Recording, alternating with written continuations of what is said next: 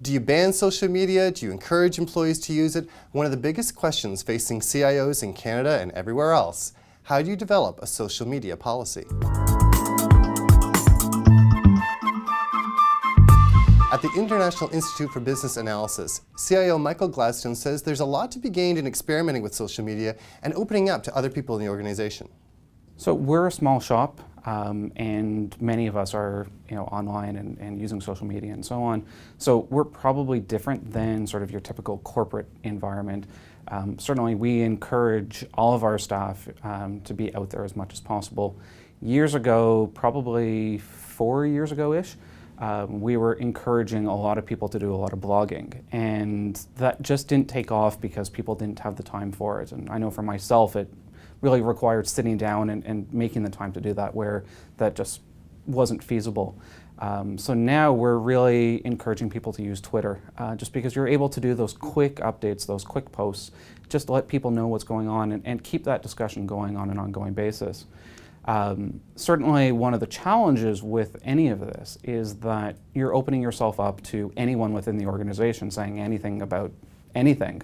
Whereas in the past it was a marketing department that was really managing your brand. That's very different today. I mean, certainly organizations can try to come down hard and say, thou can or can't do these things online, but when people are doing it on their own devices on their own time, it becomes very difficult to really try to do that. So my suggestions are really more around how do you encourage people to sort of do what you consider to be the right thing rather than try to put hard and fast controls in. At Goodlife Fitness, CIO Steve Grove says that it's important to bring all kinds of other stakeholders into the equation when you start to develop a social media policy. I think for me the first thing is to make sure that people don't leave this as an initiative strictly for the IT department. I think IT actually has to have either a seat at the table or a delegate. Larger organizations probably have security and compliance people who are already thinking about these issues on a day-to-day basis. But these are very much HR issues and legal issues that we're dealing with. And I think a CIO has to be there while the policies are coming together. But largely just almost as a sounding board to help people understand what the technology means, because in my experience too often you'll have you have HR representatives or legal representatives who will look at it and they'll be thinking of it in the context of or even PR people, we have 24 hours to deal with this situation.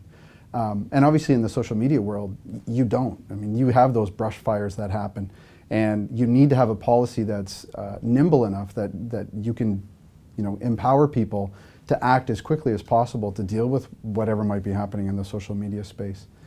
But that at the same time, you're covering yourself off for all the compliance and legal issues that invariably you have to deal with. So I've been party to organizations that lock down social media and don't allow it to be used purely because of the productivity losses that are perceived to be there.